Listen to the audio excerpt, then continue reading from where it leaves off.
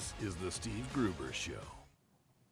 Live from Washington, D.C., kicking off another brand new day here on the Steve Gruber Show. Very special coverage from the biggest foxhole of freedom of all, the nation's capital. Always makes me ask, what do you want in your foxhole? We've got a lot of work to do today, so let's get right to it. Here are the three big things you need to know for this hour. Number one, Black Friday sales set all-time sales records, but what about Cyber Monday? Is the nation healing? Are we on our way to something better in the economy? It seems like it, and I hope so. Number two, the lines being drawn between the United States and Venezuela. An offer was made for the dictator Maduro to go, but so far that hasn't happened. But what is really this all about? It's more than drugs, I can assure you that. And number three, we start today with yet another blue state disaster when it comes to the money from hardworking taxpayers like you. In fact, in Minnesota, they know what's good for them. And if they did know what was good for them, Tim Walz's days as the state's governor, they would be numbered.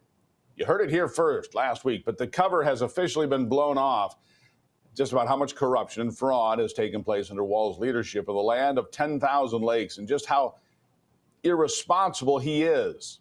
The facts are egregious, so scandalous that even the New York Times couldn't pass up on a story this shocking. An attorney representing some of the 86 defendants being accused of fraud in Minnesota told the Times that his defendants, quote, became convinced that state agencies were tolerating, if not allowing the fraud to continue. He went on to say, quote, no one was doing anything about the red flags. It was like someone was stealing money from the cookie jar, and they kept refilling it. Now, if I were more naive, I'd call it shocking, but it does not surprise me one bit to find out that Tim Walz turned a blind eye to corruption and fraud just to secure an important voting bloc in Minneapolis. And according to government employees, he did a lot more than turn a blind eye. That's right, a Twitter account for the Minnesota Department of Human Services employees, which represents almost 500 employees, has officially turned on the governor. In a lengthy X post, the employees say the governor cannot claim ignorance. They wrote, quote, Tim Walz is 100% responsible for massive fraud in Minnesota. We let Tim Walz know of fraud early on, hoping for a partnership in stopping fraud, but no. We got the opposite response. Tim Walz systematically retaliated against whistleblowers using monitoring, threats, repression, and did his best to discredit fraud reports. Can you believe that? They also exposed their bosses for being part of a cover-up, writing this. Our administrators are actively deleting incriminating evidence, destroying data and documents, thereby preventing us from attaining justice and preventing future fraud. The account, by the way, has since been suspended. Likely another piece to the cover-up. We'll keep an eye on whether or not Elon Musk reinstates it because that would be important. Now, last year, the House Oversight Committee subpoenaed documents related to one of Minnesota's fraud schemes. Walz has still not released those documents. Sounds like even more incriminating evidence is hiding behind the bureaucratic red tape. And so far, Walz is taking no responsibility at all. Instead, he says his state is so well run that it just attracts criminals. Listen to this. Dozens of people of East African descent have been charged, convicted, and sentenced for stealing more than $1 billion in taxpayer money from government programs during COVID. As you know, Governor, that is more than Minnesota spends each year to run its Department of Corrections. So I want to give you a chance to respond to this. Do you take responsibility for failing to stop this fraud in your state? Well, certainly I take responsibility for putting people in jail. Governors don't get to just talk theoretically. We have to solve problems. And I will note, it's not just Somalis. Minnesota is a generous state. Minnesota is a prosperous state, a well-run state. We're AAA bond rated, but that attracts criminals. Those people are going to jail. We're doing everything we can. But to demonize an entire community on the actions of a few, it's lazy. Clearly, Walz is just in denial. He had nothing to do with putting those criminals in jail, nothing at all. Those were federal investigations. And I would not call a state that attracts criminals well-run. That's the most laughable thing I heard all weekend. Are you kidding me?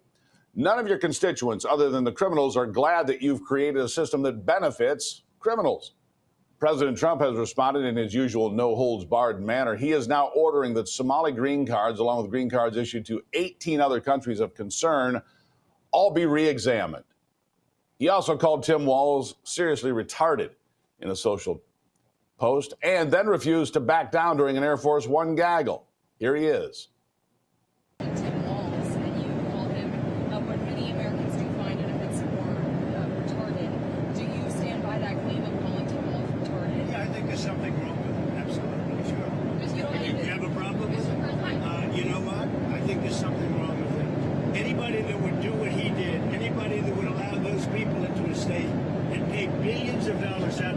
Somalia.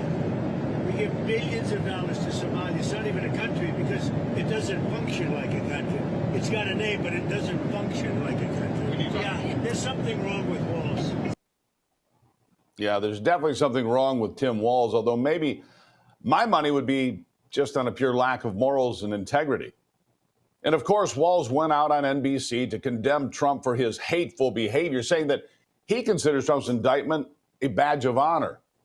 I guess he has no shame over his failure to the taxpayers. Listen. Look, Donald Trump insulting me is a badge of honor for me, but I think we all know, as both as an educator for a couple decades and as a parent, using that term is just so damaging. It's hurtful. We have fought 3 decades to get this out of our schools. Kids know better than to use it. But look, this is what Donald Trump has done. He's normalized this type of hateful behavior and this type of language. And mainly, look, at first, I think it's just because he's not a good human being. But secondly, to distract from his incompetency. Oh, please. Saving the tears, Tim. If you're going to give it, you got to take it. And we have not forgotten how much hateful behavior Tim has engaged in against Donald Trump himself. If you don't remember, well, I've got a refresher. But look, this is what Donald Trump has done. He's normalized this type of hateful behavior and this type of language. Well, maybe it's time for us to be a little meaner. And when it's adult like Donald Trump, you bully the shit out of him back. What we should demonize is people like Elon Musk. Although I will say this, the last few days you woke up thinking there might be news. Just saying. There will be news sometime, just so you know, there will be news. Yeah, there will be news. He's hoping for the news to be that Donald Trump has died. That's what he's saying there. Yeah.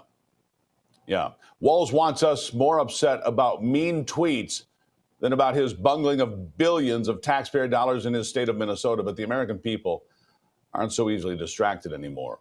And it goes the same for the race card, which Walz also tried to play. He says Trump is demonizing Somalians. All but 8 of the 86 people charged in the meals, housing, and autism therapy fraud cases are Somalian descent. That's just a fact, not racism. And it's just so predictable that he would try to deflect by playing the race card. I mean, it is predictable. Americans are tired of it. Minnesotans are tired of it as well. We're going to get to some of those folks after the break.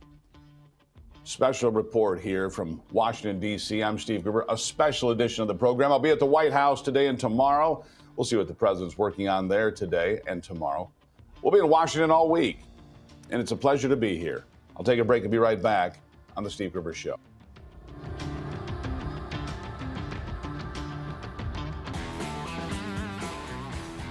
Can you imagine if Tim Walz were the vice president right now and all these things were coming out in Minnesota? All this fraud. I mean, Americans are tired of fraud, waste, fraud, and abuse. We hear about it all the time. Our tax dollars being burned for God only knows what. I can guarantee you in Minnesota, they're tired of it. People like this guy here, listen. I'm calling on Governor Tim Walz to resign as governor. Who am I? I'm a taxpayer. And if you're a taxpayer here in Minnesota, I hope you will join me in asking Governor Tim Walz to resign. Why? Because he has absolutely failed this state on almost every single level. We had a report come out from the Minnesota Chamber of Commerce that between 2019 and 2024, which is the last year data was available, Minnesota is failing on every single economic measure. Now, you may argue, well, that's something that needs to be taken care of at the ballot box, and I would agree with you, but let's add more to this. Enough is enough. I hope you'll join me. In telling Governor Tim Walz that he needs to resign. If you have a platform, an account on this platform, I hope you'll post a video. If you have other social media, I hope you will also put out there your request that Governor Tim Walz resign from his post for failing the people of Minnesota. Who am I? I'm a taxpayer. I mean, that says it all. I'm a taxpayer. You're squandering my money. Walz's failures should transcend political party. He's failed Republicans and Democrats and independents alike. I hope many more will join the call for his resignation. Look, he squandered billions, knew about it, and then tried to silence the whistleblowers. Demanding accountability isn't racist, it's leadership. We're seeing the results of unchecked immigration on a daily basis in this country. It's a no-brainer that bad things will happen when millions are allowed into our nation unvetted and then unleashed under special status orders. They don't share our values. They don't share much of anything with us, many of these folks. And the Trump administration is taking it seriously. Under Secretary of State Marco Rubio, 80,000 visas have now been revoked just in 2025. The leading causes being DUIs, assault, theft, and other crimes. And the State Department isn't going to be shamed into believing that's racist. Listen to this.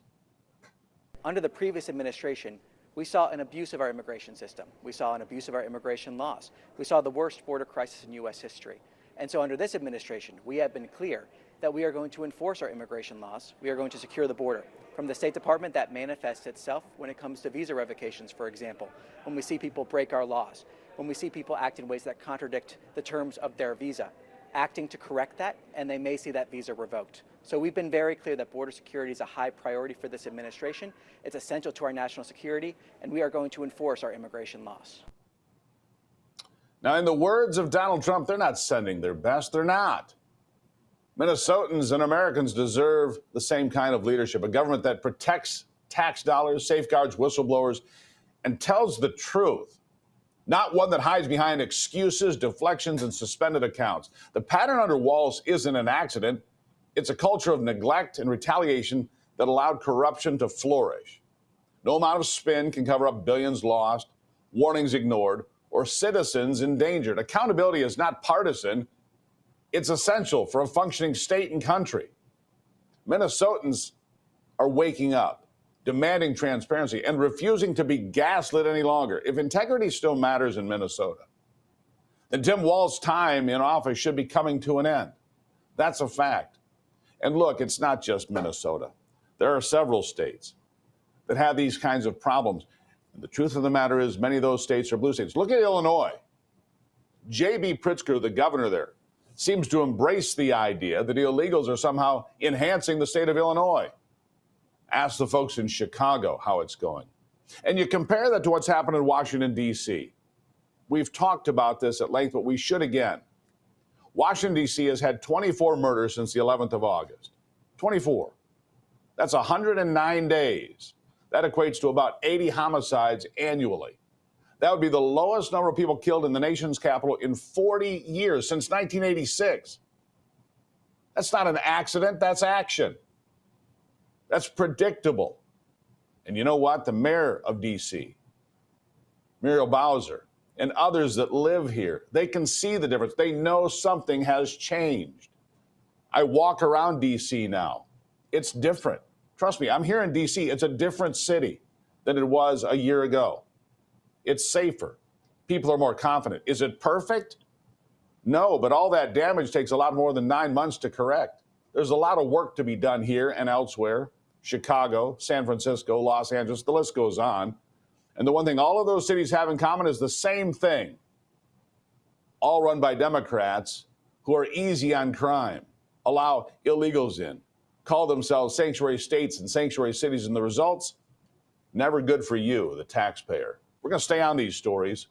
We're going to tell the truth about them because the truth needs to be told. It needs to be told. Chagas disease is on the rise. There's a rare bug spreading, a serious parasite, and most people don't even know they've been bitten by it. Chagas is spread by the kissing bug. Sounds nice, but not really. It was a long considered a distant problem, but cases have recently been detected in the United States, several states, California, Texas, Arizona, Louisiana, Florida, all over the country. Early signs such as fever, rash, fatigue, or swollen lymph nodes may seem mild, yet over time, the disease can bring severe heart damage, digestive dysfunction, and, well, even death. Not to fear, the wellness company's Parasite Cleanse compound of ivermectin and mebendazole is a solution. Ivermectin paralyzes and kills parasites by disrupting their nervous systems, while mebendazole stars them by blocking glucose absorption. This potent combination delivers broad-spectrum defense against intestinal and tissue parasites. Each kit is doctor-prescribed, compounded here in America, tested for potency, and represents the gold standard in parasite defense. Fill out a quick intake form and get a bottle of 90 capsules, 4 cycles, shipped straight to your door. Just go to twc.health/Gruber, Use the code Gruber. You'll save $60 and you'll get free shipping. Your health is paramount to us. I need to see you here tomorrow. twc.health/Gruber. Save $60, free shipping. There it is. What a deal. I'll take a break. This is the Steve Gruber Show live from Washington, D.C.